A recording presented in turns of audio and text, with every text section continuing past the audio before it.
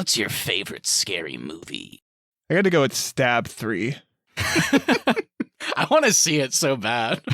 That is a very important question that you asked, though, Matt, because would any of us survive the phone call?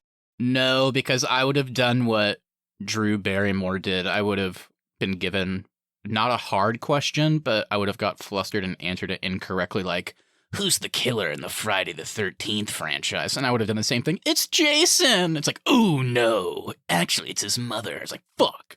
And then I would have had to watch my partner be like murdered outside, and then I would be stabbed several times and hung up in a tree as well. If I remember correctly, though, we did do a trivia episode like a long time ago on this podcast, and Keith got destroyed by Matt in that episode. So I don't think Keith would survive a trivia phone call. Shit. Well, test it out. Let's throw like a horror-related trivia question at Keith and see if we have to kill him. I think I would probably be Ghostface. Why? Seems fun, throwing out some trivia questions. Seems fun. All right, Keith. How many Nightmare on Elm Street films are there? Oh, man. I don't know that. Sorry. And then a knife just flies from behind and hits Keith in the head.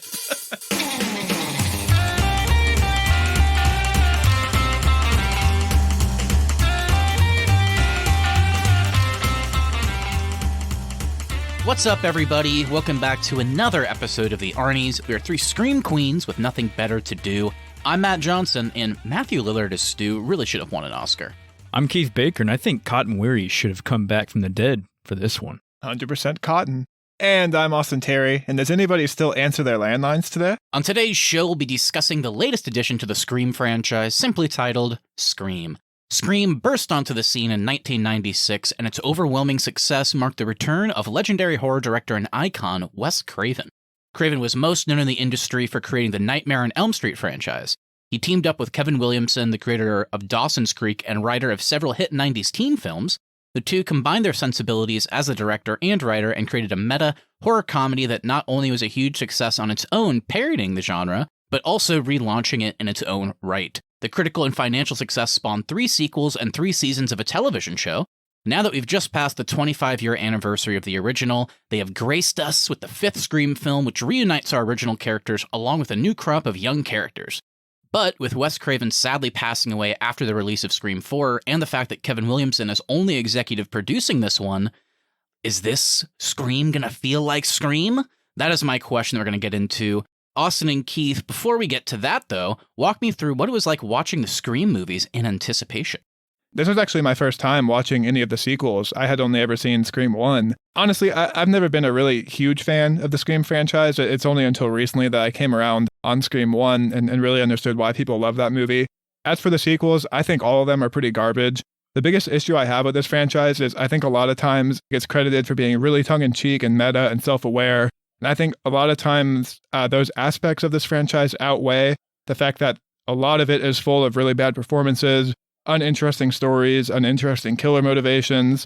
And so that's something that's always been really hard to kind of juxtapose for me with this franchise. Yeah, I totally get where you're coming from, thinking that 2, 3, and 4, and possibly 1, just kind of the classicness of them kind of outshine the bad performances, like you said, or just kind of the weird storylines.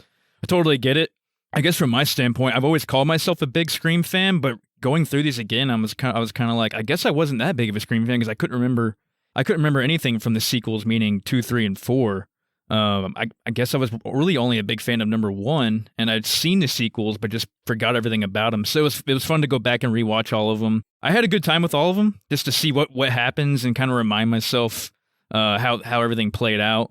But yeah, I think these movies are they're not. I wouldn't say they're good. I just think they're very entertaining. The stories are kind of simple. It's kind of fun to wonder what the mystery is behind who's going to be the next Ghostface killer and all that. So they're just fun for me, but I know they're not anything outstanding. I think they fall more into the category of, like, I guess just like a cult classic of our generation. Yeah, what you said there, Keith, about being excited about like the Ghostface killer reveal and all that, that's the main thing that doesn't work for me and where a lot of the sequels falter is because none of the reveals I found particularly exciting or like smart. They all just seemed pretty predictable and just like they were trying to redo the magic of Scream 1 over and over and over, and it really wore me down with the sequels. See, I think that's what I did like about them, of how outrageous they were and how comedic they were. Like, it was Billy's mom, Mrs. Loomis. The ending of Scream 2 is so bad. Yeah, and here's Timothy Olyphant. Like, okay. Yeah, I love the Scream franchise, but I've always maintained that the first one is the only, like, actual good movie. I think Scream 1 is great, and in large part, I think the sequels suffer because, like you guys said, they just kept chasing that high. Scream 2, like, almost honestly kind of feels just like a shot-for-shot sequel just set in a different location. It's like the same beats, same everything, but I do feel like Scream 3 and 4 kind of embraced the goofiness, especially Scream 3, which obviously is about them making the movie and then the actors playing the original characters are the ones being hunted. And so I think even though they're not good movies, I have such a great time with them. So overall, I kind of come away after rewatching the movies feeling very good about the franchise, even though I only actually really enjoy the first one. The rest just have some fun laughs along the way, and they do some fun stuff with the original characters, but I don't think I could ever say they're good. And I'm kind of with you, Austin. I think the reveals of Ghostface just kind of they range from nonsensical to just like a shrug. Like when they reveal that the Culkin kid is one of the killers in the fourth one, it's just like, okay, just who cares? But at least it's not Scream 2, where it's just like Billy's mom, who Sydney implies has like lost a lot of weight and changed her appearance somehow. So that's how Gale Weathers didn't recognize her. It's like, what? It's like, so they definitely go for it. I mean, don't get me started on Scream 3 when Sydney's long lost brother is revealed to be the killer.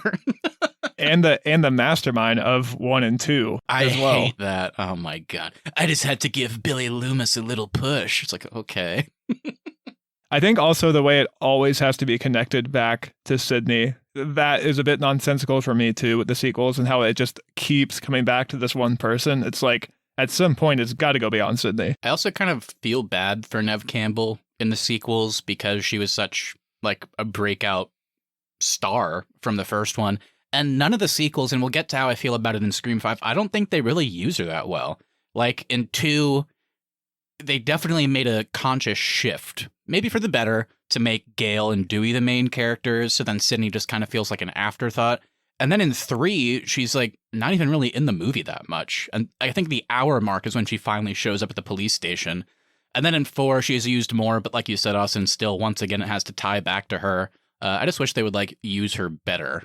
So anyway, just a random thought. Okay, so since you guys are pretty big fans of this franchise, at least compared to me, I got to know, what are some of your non-spoiler thoughts on Scream 5? Were you excited for this? Were you nervous about a reboot spiritual sequel? I definitely think this one's weaker. Which is it the weakest? Not sure yet. We'll have to discuss that throughout the rest of the episode. But yeah, so there was definitely some high points in it for me. I think they brought back some good nostalgia, and the characters were used. The original characters were used okay, I would say, not great. And then the new characters they brought in, I think definitely had some higher points to them as well. And there was also some areas where they lacked. So I don't know. I'm kind of mixed on this one right now, and I'm still kind of debating in my head whether or not they should have made this or not. I might be a little bit higher on it. I'm not sure where it would fall in my rankings yet either. I think where this one suffers a little bit is in its premise. Like the foundation's a bit rocky for me because they keep saying in the movie that this is a requel, which means it's, like half a reboot and half a sequel. And I think by the time the credits rolled, I was left wanting more from the original characters, which is obviously, the sequel part of it. And then I also wish that I could have gotten to know the new characters better, which is the reboot part of it. So I feel like the fact that they were doing both at the same time almost canceled each other out at times because they couldn't service both. But I still think overall it's a really good movie. I had a super fun time in the theaters. Again, Neve Campbell, like, does she not want to be in these movies, or do they just really have no idea what to do with her? She's barely in it, so if you're a big fan of hers, that's something to know going in. I think the only original character that gets time to shine is David Arquette as Dewey, because he's the only one that they really give anything meaningful to do. And then a lot of the new characters I had a good time with. So overall, the meta-ness is still there. It's still funny when it wants to be, and there are some good kills and scares along the way. So it still has, the good things about what makes a good Scream movie.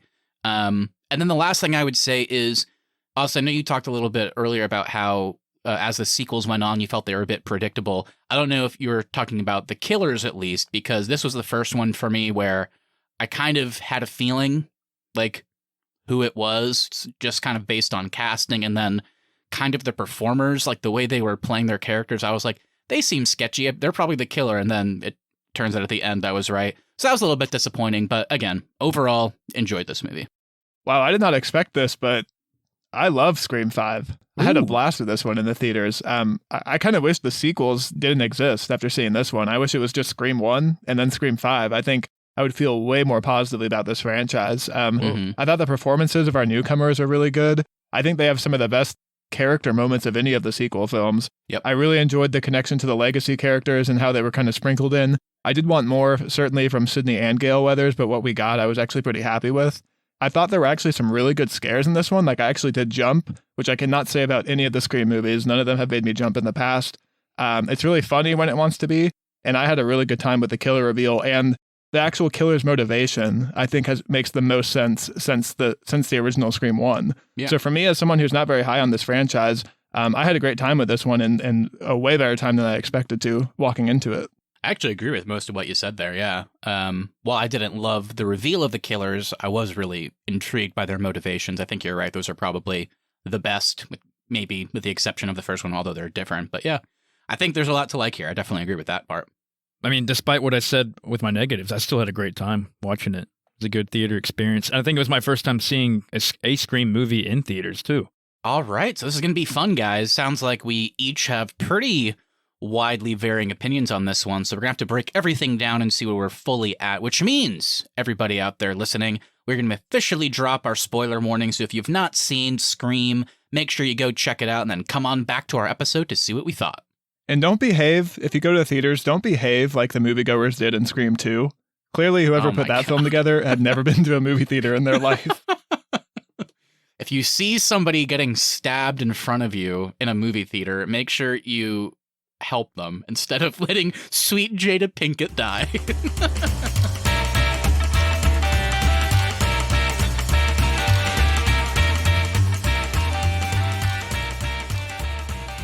All right, welcome to spoiler territory. Before we get into all our thoughts, Austin and Keith, how about you hit me up with the cast and crew?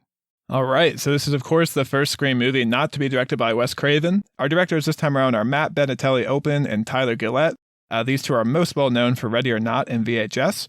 Our writers are James Vanderbilt and Guy Busick. Vanderbilt worked on the Amazing Spider-Man franchise, and Busick was a writer on the show Castle Rock. And our movie score is composed by Brian Tyler. You may know him from some MCU projects, the Fast and Furious franchise, Yellowstone, and its prequel, 1883.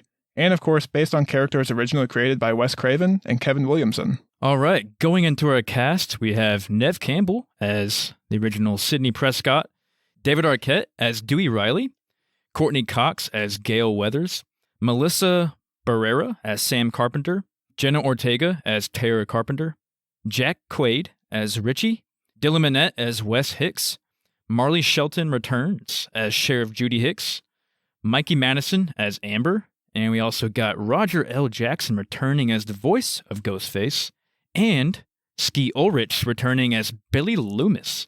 All right, guys, there's our cast and crew. Any positives, any negatives? What do we got? I have a positive and a negative. My positive is David Arquette.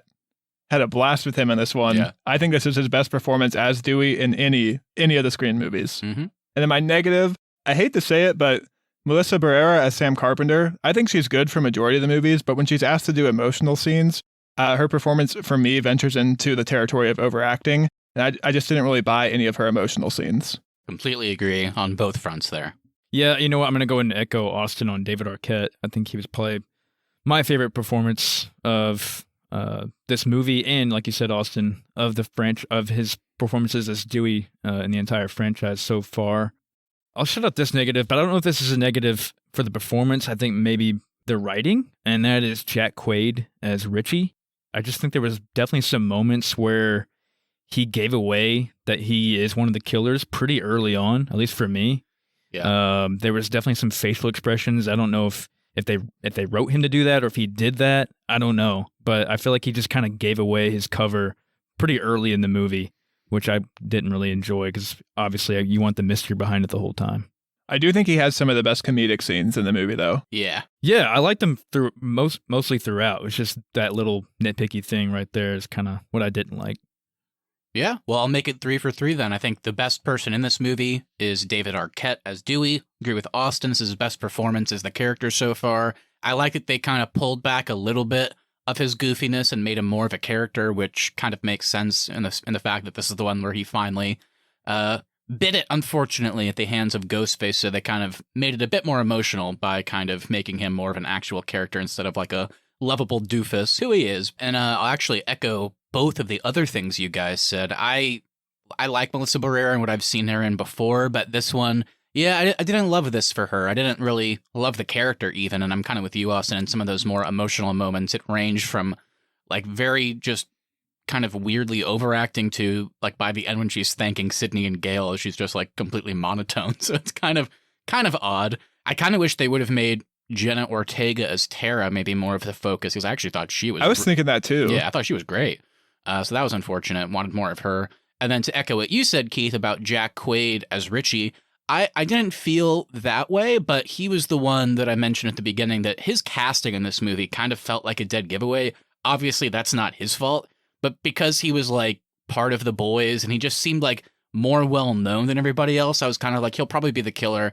But I will agree with you completely. Just apply that logic to Mikey Madison as Amber. I just thought every scene she was in, they wrote her to be so sketchy. And I was like, I kind of feel like she's the killer. And part of me was wondering if they were doing it on purpose to have her be revealed sooner and then just have another killer or killers. So I thought they were trying to throw us off the scent. So I was pretty disappointed when she was revealed to, nope, she's just one of the two killers. So yeah, a little bit predictable. I don't know if that's her fault or the writing. So that was a shame. I actually feel the reverse about what you said about Jack Quaid. Mikey Madison's casting, with her having been in Once Upon a Time in Hollywood, that was the one where I was like, oh, she's easily the killer in this one. Yeah, she got lit on fire again. All right, well, there's our cast and crew. As always, we got to check in on what the critics thought about Scream. That's right. So Scream has received mostly positive reviews since premiering exclusively in theaters. It currently has a 75% on Rotten Tomatoes, with the critical consensus being the fifth Scream finds the franchise working harder than ever to maintain its meta edge, and succeeding surprisingly often. The film is doing great at the box office despite Omicron surges. It only cost $24 million to make, and has already grossed $30 million just after the opening weekend. Positive reviews focus on the film's meta-ness, commentary on making a Scream sequel in 2022, and, quote, a fun return to one of horror's best franchises. The film is self-aware with smart references to the originals, but also does enough to stand on its own. Most of the performances were praised, particularly Jenna Ortega and the original cast. The scares are creative, and Ghostface feels intimidating on screen. And finally, the third act concludes in satisfying fashion. The negative reviews felt the film focuses more on being meta than telling a good story, poor performances from the Scream newcomers, and trying to be too clever for its own good. Specific criticisms include the mystery fails to do anything new for the franchise, the film is too desperate for fan approval, and lastly, a review from Roger Ebert pondered if Wes Craven would have gotten better performances from the young cast. All right, definitely some interesting points there on both sides. What you guys want to call out specifically? The film is self-aware with smart references to the originals, but also does enough to stand on its own. Does it bring back some Scream nostalgia? Of course it does, but I was also, I think, liking it more as its own kind of reboot, maybe. And maybe that's kind of where I'm struggling with this movie. Yeah, like I said kind of in the intro, I really agree with the praise of the film being meta. For me, the meta-ness and the comment and jokes about it being a requel, all that just really hit for me this time around, and it really hasn't hit for me in the past Scream movies. I did find it pretty interesting, though, that the positive reviews praise the meta-ness and the negative reviews also critique the meta-ness, so it seems like it's either going to work for you or it's not. Yeah, I think maybe it's something we can talk about more, but maybe they just went too far in some aspects. Like, is it really funny that Rian Johnson in This World directed Stab 8, and that was the one that everybody hated? Yes, but then when you're also talking about Star Wars and The Last Jedi in the movie, it kind of made me wonder, maybe that was a step too far. I still liked it. The two things that jumped out to me on the positive side, the scares being super creative and Ghostface kind of having a bit more of a scary, intimidating presence in this one. Definitely felt that way. The kills I thought were great in this one, super creative and new, and a lot gorier than I was expecting. But then on the negative side, the whole thing with I guess I already kind of mentioned it, but like the mystery aspect and the killer reveal didn't feel like they were doing anything new, but it didn't like damper my experience or anything, but that did stand out to me. I agree with that. The intensity of the gore, they definitely upped it a notch with this one. I feel like in all the other Screams, there's always just like quick stabs and kills, and this one, it was like slower, more disturbing kind of murders with each one as it went along. It was kind of hard to watch at some points. There's way more tension with Ghostface too in this one, which I thought was pretty cool. Yep. Yeah, one of my favorite scenes in the movie that felt like peak Scream to me because it was really funny, but also like the tension was building was when Dylan Minnette as Wes is going through his house and his mom is racing home to save him and he has no idea. It's really funny that every time he opens a door and closes it, there's nothing there. But then at the same time, you're like, I mean, is Ghostface going to show up? And then he just brutally gets stabbed through the throat. And it's like, oh my God. So that was like an iconic Scream moment for sure.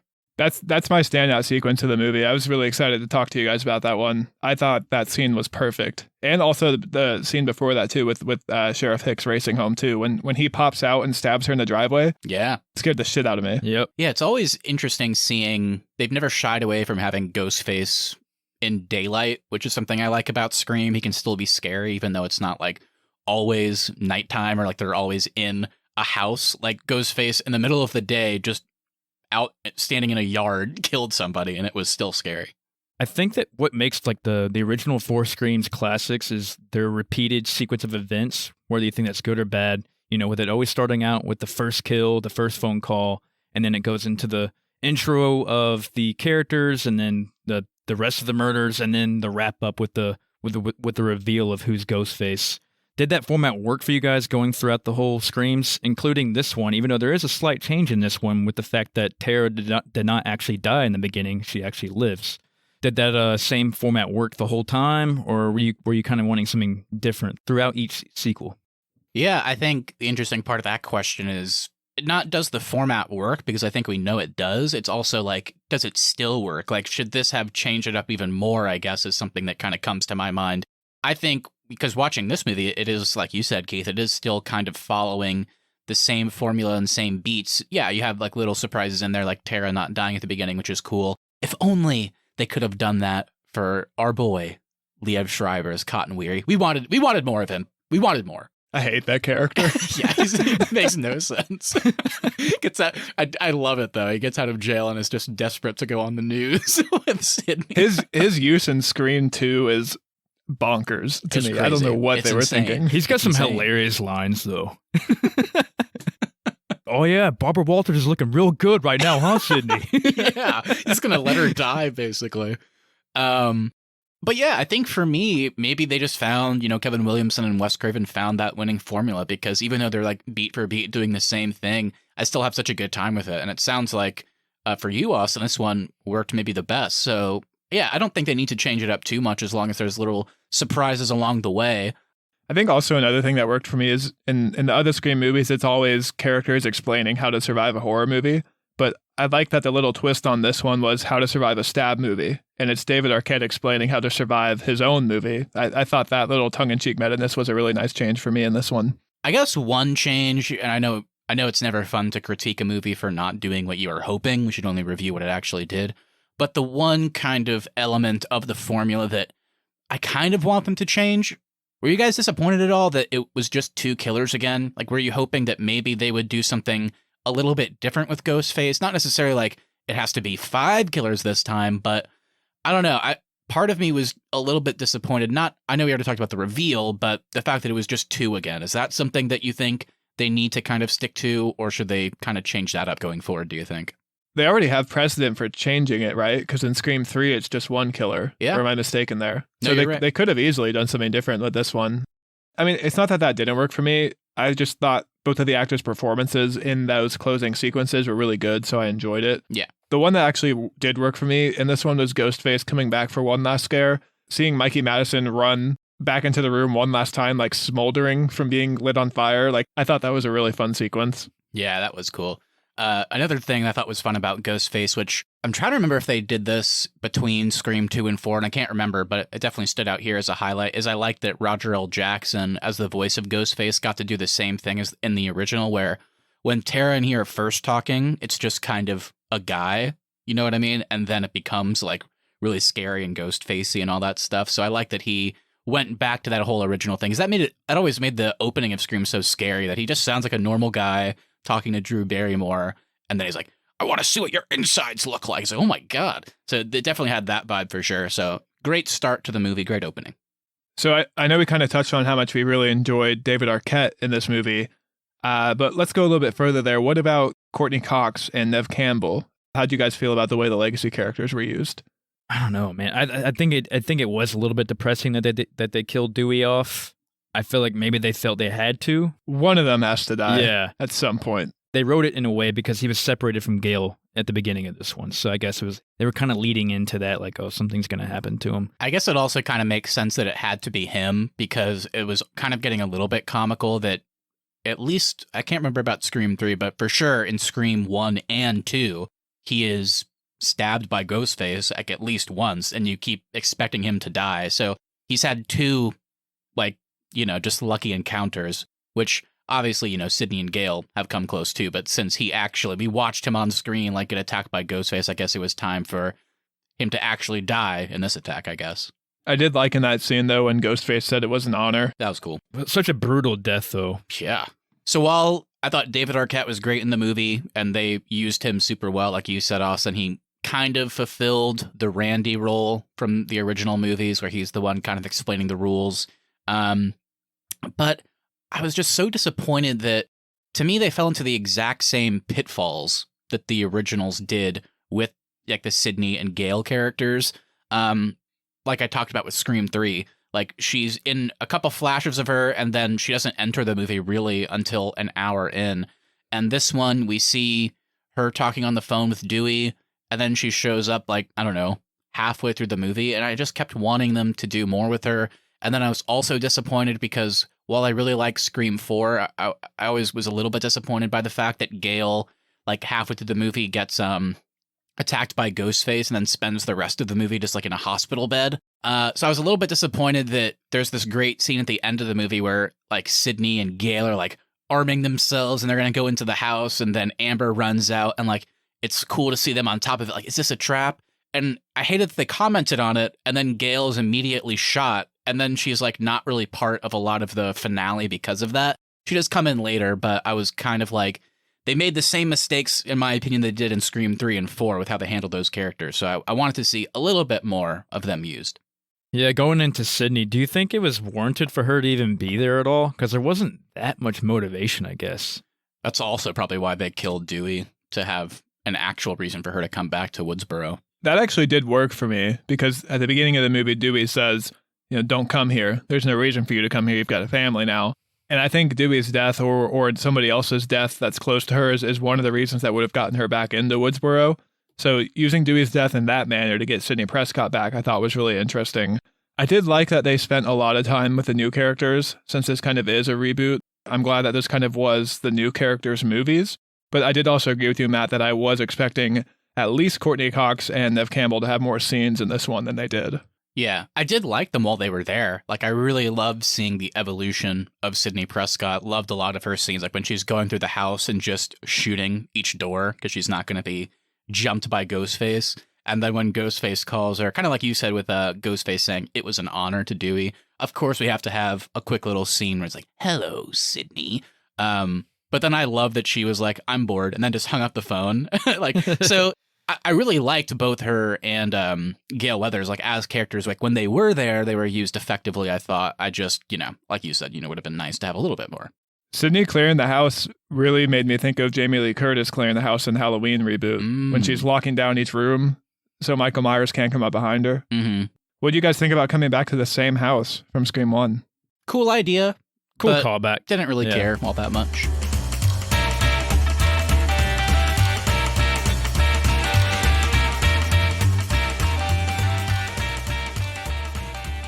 Well, we've talked a lot about our legacy characters and a little bit about the new cast. We called out some of them as positives, some as negatives, but let's get into a little bit more because there's even more that we haven't mentioned. Of course, we have the Meeks, Randy Meeks' niece and nephew, who, I don't know, like, did it work for you guys, like the new cast? Mindy Meeks, I thought was great. I liked her playing that same role as Randy. Thought she was really fun. And then Dylan Minnette as Wes Hicks, I also thought he was really good too. I liked him being the prepared friend that everyone was making fun of, but trying to actually be smart in the situation they were in. Yeah, and I'm with you. I think I liked Jasmine as Mindy Meeks. Yeah, she kind of played that nerdy character who was kind of a little bit distant from everybody else. And then, yeah, the guy who played Chad, I think he had a good performance, like just kind of played a douchebag, but the character of Chad kept getting on my nerves for some reason. I didn't care at all about Chad and Liv. I don't know why they were in the movie. And why did he come back? He got stabbed like 8 times. I thought that was funny. Yeah, I actually liked him. I thought Mason Gooding, I think he's actually Cuba Gooding Jr.'s son. I thought he was pretty good in the movie. He was making me laugh, and it just had like such like a stupid but funny like teenager moment when he's making out with his girlfriend and it's like, do you want to take this upstairs? And then he's totally cool making out with her, but he can't do that because he doesn't trust her. She might be the killer. That was so funny. I don't know what that story was between his girlfriend and that Vince guy. I was just gonna say that. Who was this That guy? guy's like 40. Yeah, I guess got with a teenager. Why was he even in the movie? He literally shows up to like wave at her in the parking lot. And then he's at the bar for some reason, and then he immediately dies. And also, I was looking this up on Wikipedia. I guess they must have mentioned it. I guess I missed it. He's Stu's like nephew, I think. So like they made time to call him out like as well, being related to the original killers. But then I don't even know what the point of that character was. Like died immediately. I thought he was the worst character in the movie. Yeah. I will say I know I've talked a little bit being disappointed about like the killer reveals, but I actually do think Jack Quaid and Mikey Madison, the best performances they give in the movie are after being revealed. I thought they were pretty sadistic and intimidating, and actually really like those performances in particular. And I do like how this one brought like more of a modern touch to it, because we hadn't seen Scream since 2011, I believe. Richie and Amber, how they kind of explained why they became Ghostface from like online chat rooms and stuff like that. And that's actually something I think that really worked for me with the killers is in this age of really toxic fandom, like with Rian Johnson's Star Wars and the Snyder Cut folks and all that, the killers' motivations just really worked for me here of just wanting to make their own stab movie because they thought the most recent one was so bad. What did you guys think of this classic Scream reveal and the way the sequence plays out? Yeah, again, I know I've talked about it too much. The reveal itself, like as to who it was, didn't really care for, didn't surprise me at all. But whenever they were kind of getting into why, I was like, oh, this is actually a really strangely relevant and timely motivation. And I definitely agree with you, Austin. I think it's by far the best killer motivation since the original. Nothing will ever beat Skeet Ulrich saying he had no motivation and then basically just being a whiny baby that Sydney's mom slept with his dad. The only thing that could beat that is peer pressure, which is why Stu is a killer. But this one was really good. I liked how they kind of planted seeds throughout the movie, kind of talking about the Stab franchise, of course, the franchise within the franchise, and how basically they felt Stab 8 was so bad that they had to become killers to give essentially new source material that was akin to the original, so that I guess Stab 9 could almost be like a reboot so that they could make a movie more like the original Stab. And then the fact that this movie, Scream, is just called Scream and is like a reboot of Scream, I mean, that was super clever to me, the way that they kind of were working in tandem. So the killer motivation and like Jack Quaid kind of laying it all out, I thought was super cool. Really liked that. Also kind of like the weird, the reveal, Jack Quaid, obviously an older guy, and clearly there was some romantic interest, I guess, in this high school girl that they met on some weird forums. So I thought that was kind of a interesting twist that we haven't really seen with the killers before. So that worked for me too. Yeah, specifically with Jack Quaid's character, I think it's really fun if you think back to him watching all the Stab movies in this movie and getting really upset about how bad the most recent one, and then finding out that he was the killer and he really hates the most recent one. That just really makes me laugh when I think about it. And the fact there's like 8 movies. I don't know why there's so many. I also like that Gail isn't going to play into it either. I like at the end how she was like, I'm not going to write about any of this. I'm just going to write about an old sheriff that used to live here. Heard he was a nice guy. So I like that they're kind of going to be what happened. They're not going to, add to the source material or anything. So that was good. Like a nice little button at the end there. Yeah, I like that she said they could stay anonymous. It's really going to hurt the future of the Stab franchise, though. It's a shame. Do you guys think Scream Kills is going to be good? God, as long as Anthony Michael Hall is nowhere near, I think we'll be okay. Yeah, so before we get kind of to our ending thoughts and close out here, I just wanted to ask you guys anything that we haven't talked about. Were there any scenes or character moments that you thought especially stood out along the way? I think the hospital sequence when Ghostface comes back for Tara is really fun, really tense, really slow. I was like wanting to punch Dewey in the face when he's like, I'm going to go back. It's like, you're being an idiot. You're breaking your own rules. Yeah. Other than that, though, I think that sequence was great. I did like the scenes where whenever Sam and Richie visit Dewey at his little trailer house that he was living in, and he's watching Gale on TV. Very creepily. He's saying good morning to the TV. It's like, Dewey, you got to move on, man. Yeah, I did kind of like that scene, though, that it just kind of showed the evolution and how it wasn't really a happy ending for him and Gale. That's another very weird tradition about this franchise, is that Gale and Dewey are never on the same page in any of the movies. I was literally just going to bring that up. As much as we love David Arquette as the iconic Deputy Dewey, even though I guess he's a sheriff now, he'll always be Deputy Dewey to me. He's not a great partner, is he? No, neither is Gale. She's writing books about how he's an incompetent sheriff. I guess what I mean, though, is another I talked about kind of the pitfalls that the original characters fell into writing-wise. Another one is just that I have to feel kind of bad for Gale, though, because she made it pretty clear she never wanted to live in Woodsboro, and she keeps getting these amazing job opportunities. And I guess Dewey is just like, no, we can't even try it. Like, they call that out in this one. Like, he tried to help her out for 2 months. And so, like, in Scream 4, she just basically has to live in Woodsboro because Dewey can't live anywhere else, I guess. And then in this one, that's why they broke up and Dewey's surprised. Just weird. You talked about that trailer scene. Another laugh out loud moment for me was whenever he texts Gale, Ghostface is back, don't come. And then separate text, hope you're doing well, smiley face.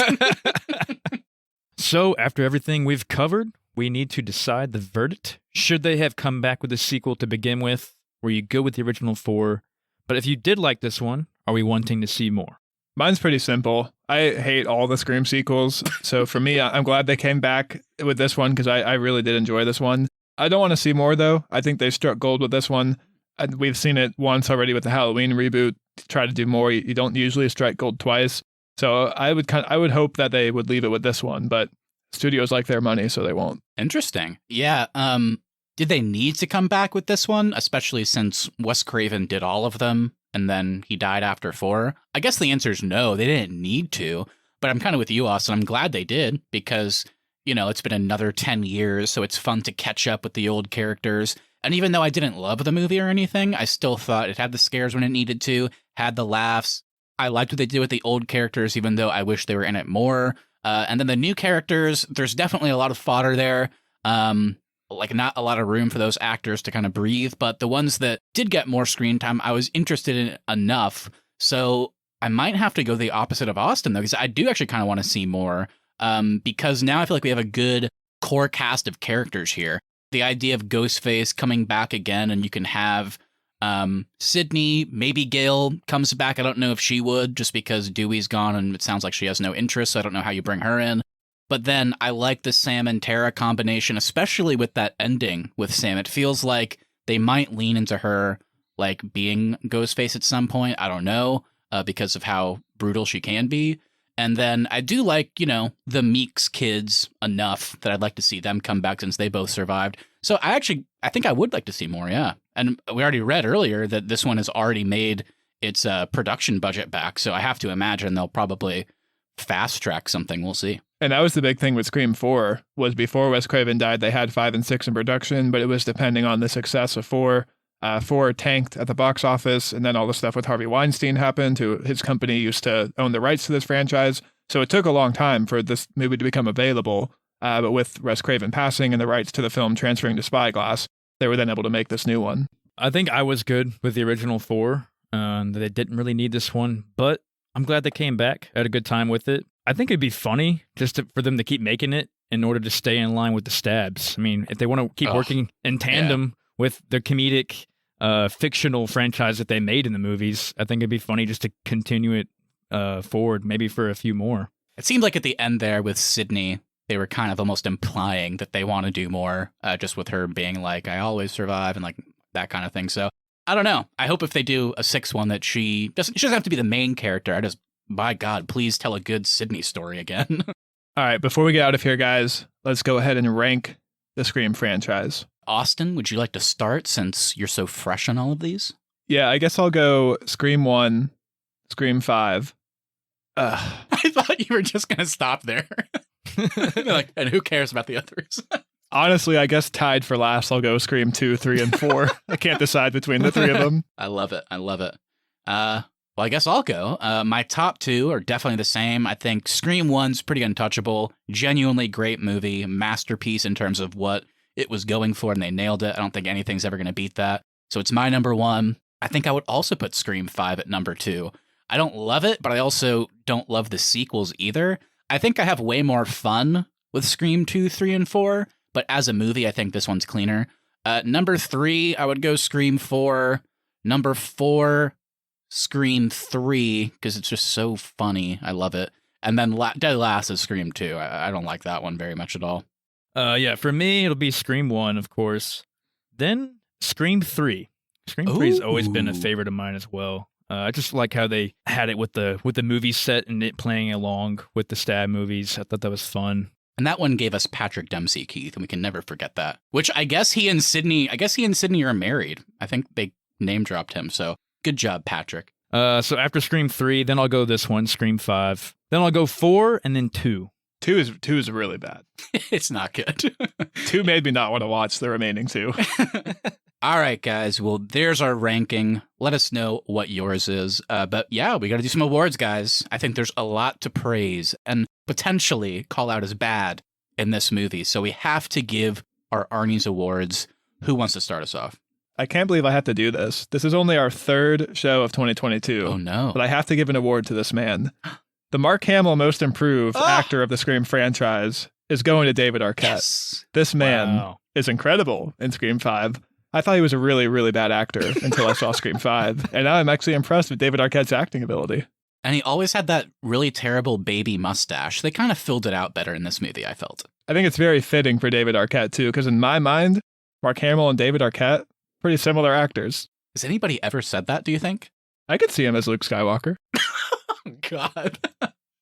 My award is going to be the Wolverine Healing Award, and that goes to Gale and Sydney, because if you remember, Sydney got stabbed in the house at the end, and Gale got shot.